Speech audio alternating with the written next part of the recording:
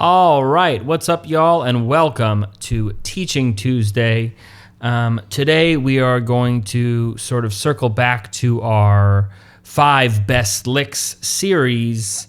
I realized that I did leave one out. I probably left more than one out, but I was teaching a student the other day, and we were going over Satin Doll, and I tried to recall the 5 best minor licks that I did in a YouTube video, and I realized that my minor tutorial was based on more of a minor 6, major 7 sort of sound. So I realized I haven't done just a straight minor 7 tutorial. So this is going to be that. So we're going to be today in the key of D minor. There's a nice D minor 9 to get our ears acquainted. And, you know, I've said this before, but some of the licks are going to be overlapping because, you know, we have relative majors and like, you know, if we're in the key of D minor, it's going to be a lot of the same licks that we have in F major or G7 for that matter. Or sometimes the notes are going to be maybe altered just slightly. So bear with me on that one, but it's actually, you know, even if that's the case, that's a good lesson. So you can use them in multiple ways. But yeah, let's get started. So lick number 1, this one I'm pretty sure I did use in a different tutorial, but it sounds like this. Okay, so a little slower. So we're in kind of our, what is this, like 4th position or something, depending how you look at it. Third position maybe. So we're starting from E, that's the 9th, but down low. And so we're kind of just doing like a F major 7 arpeggio, but starting from, you know, E. So we go, here's the arpeggio. So we have, and then we have this little roll where we got some chromaticism going on. So we're gonna, you know, land on this E here, and then take it up to G, and then circle back, E, F, D. So you really kind of resolve it by landing on the root right there. So again, if you didn't catch it.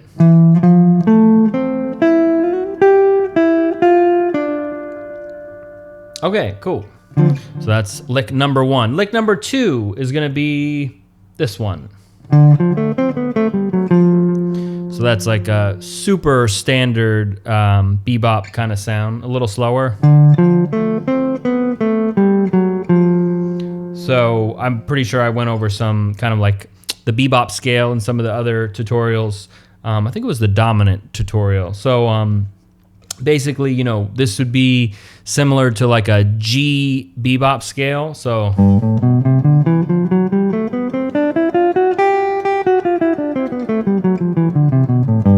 right. So in that scale, you have both the major and the minor 7th. And in the case of D minor, that's going to be the major and the minor 3rd, which I know sounds kind of weird, but you're using it in a very chromatic way, right? So, right, you're not really like emphasizing that F sharp here. So basically we have an arpeggio up the D minor chord.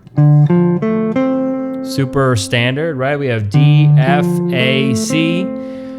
And then we're going to go to the 6, which is B. And we're going to just go straight down the bebop scale from there. So it's, and then, so B, A, G, F sharp, F. And I mean, you could like keep going with that down the bebop scale or do whatever you want. Yeah, also, you know, I just did an example of that. We can be sure to move these in different octaves, different positions, different keys, all that jazz. Pun intended. Okay, now lick number 3 is going to sound like this. Or we can vary the rhythm a little bit. That's how I like to hear it. And then we're going to actually include in the same lick, it's a double, it's a 2-for-1 deal, is going up. Or So basically what we're doing here is we're kind of going up or down, depending on the lick, the arpeggio, but a little bit different of an arpeggio. It's actually an F major 7 arpeggio. So that's kind of a little bit hipper because it kind of leaves us with the higher extensions of the chords. So if you look at what we have there, we have 3, 5, 7, 9, right? Instead of having 1, 3, 5, 7, it's a lot of the time a little hipper sounding to start from the 3rd. And then, you know, we're not doing it here, but you can add the 11. That's also a cool thing to do. But okay, let's just take lick number 1. So we're gonna start from the 9, the higher 9, so this E up here, and we're gonna go just down the F major 7 arpeggio. Right, just E, C, A, F, and then we're gonna do it again. And then land on the E, which is the 9th, so it's a nice colorful note. So if you do it with the articulation I did the second time, or if you do it with this kind of articulation or rhythm, kind of reminds me of like a George Benson sort of thing. That's kind of how I'm hearing it. And then yeah, likewise going up, it's the same concept, but we're gonna start from the E this time, so that's the 9th.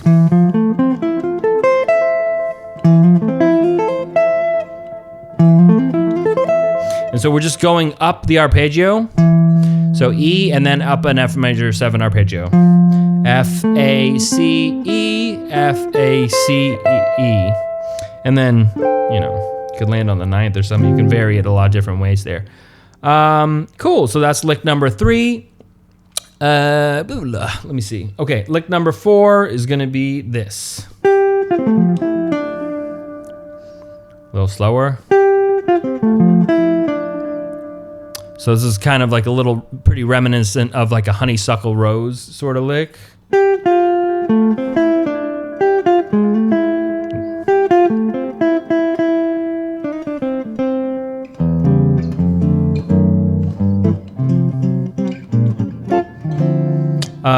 Yeah, but it's a little bit different. So we're adding some non-eighth notes here, and by that I mean 16th notes. And so we're gonna start from the 11th. So that's gonna be G, and then we're gonna go straight down a F major arpeggio, and not a major 7, just a straight F major arpeggio. So we're gonna F, C, A, F. So G, and then this is kind of a sweep, so it's kind of like a unique guitar thing. We're gonna. You can just do all downstrokes. At least that's how I like to do it. And then back up to the E and the D.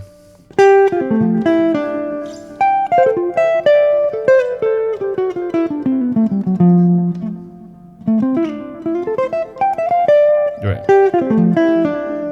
Okay, cool. So that's number 4, right? Yes. What was number 5? Oh, here it is. Okay, here's number 5. A little slower. Okay, so here, I know, this tutorial is supposed to be about more of the Dorian sort of D minor 7 sound, as opposed to like a D minor 6 or a D, or like a tonic minor or a D minor major 7. Here we do have a little bit of a major 7 going on, so excuse me, but it's kind of a passing tone. So we have a little trill kind of in the beginning. We're gonna go, it's kind of like an enclosure or something, if you will. So we're gonna do a little trill starting from E. So it's E, F, E, C sharp, and then D. So that's that's the fancy part, and the rest is really simple. And then you just basically go up the arpeggio, the minor 9, the full minor 9 arpeggio. And I like to slide into that 9th. Gives it a little soul. I'm sorry. Sorry, I misspoke. We're not gonna go straight up the arpeggio. We're adding a couple notes up the scale. Once we get to the D, sorry, let's backtrack. Once we get to the D, we're gonna go up the scale 4 notes.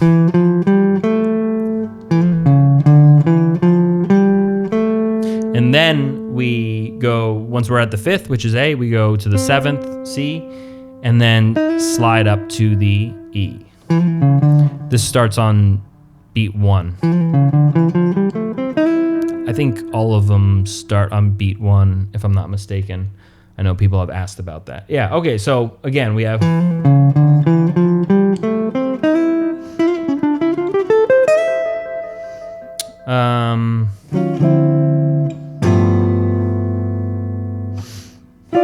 Okay, cool. So yeah, I definitely, I hope you guys found this video helpful. I wanted to make a video more for like that D minor 7 sort of sound, just to give you some examples of like how this would work in a tune.